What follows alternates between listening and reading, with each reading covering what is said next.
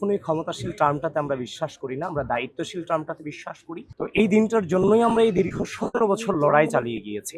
17 বছর এই দিনটার। আপনাদের সকলকে ধন্যবাদ।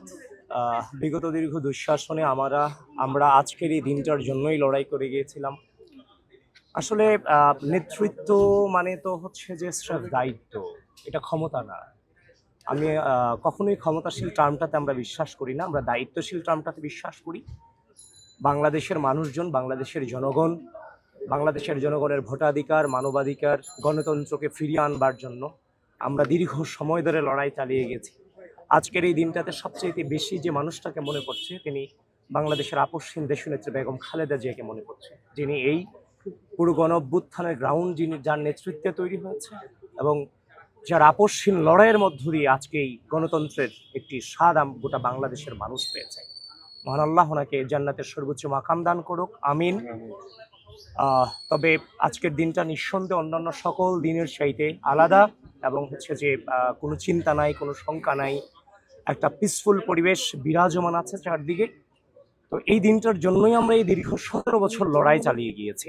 17 বছর এই দিনটার জন্য। এই গণঅভ্যুত্থান পরবর্তী সময়ে আমাদের অনেক কিছু করার সুযোগ ছিল, রাষ্ট্রের অনধিকার করার সুযোগ ছিল, কিন্তু আমরা সে অনধিকার চর্চা না করে গণঅভ্যুত্থানের পর দিন থেকেই আবার এই রাষ্ট্রে গণতন্ত্র, মানবাধিকার, ভোটাধিকারকে ফিরিয়ে আনবার জন্য আমরা রাজপথে ছিলাম, লড়াই চালিয়ে গিয়েছি একটি সুষ্ঠু নির্বাচন আয়োজন করবার জন্য।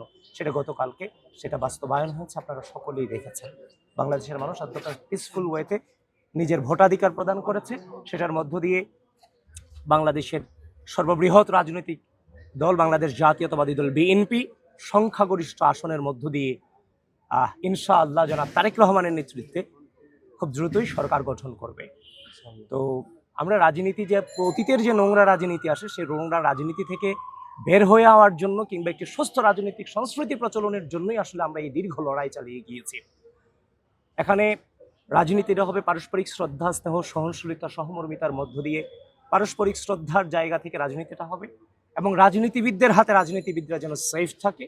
রাজনীতিবিদদের হাতে রাজনীতিবিদরা যদি সেফ থাকে তাহলে এটার প্রভাব তৃণমূল পর্যন্ত পড়বে, যার মধ্য দিয়ে একটি স্থিতিশীল গণতান্ত্রিক বাংলাদেশ বিনির্মাণ করা সম্ভব, যেটার স্বপ্নে রাজনীতির মাঠে এসেছিলাম। তবে আপনাদের কাছে আরো একটা জিনিস শেয়ার করতে চাই। 5 আগস্ট পরবর্তী সময়, 5 আগস্টের পূর্বে তো আসলে আমরা লড়াই চালিয়ে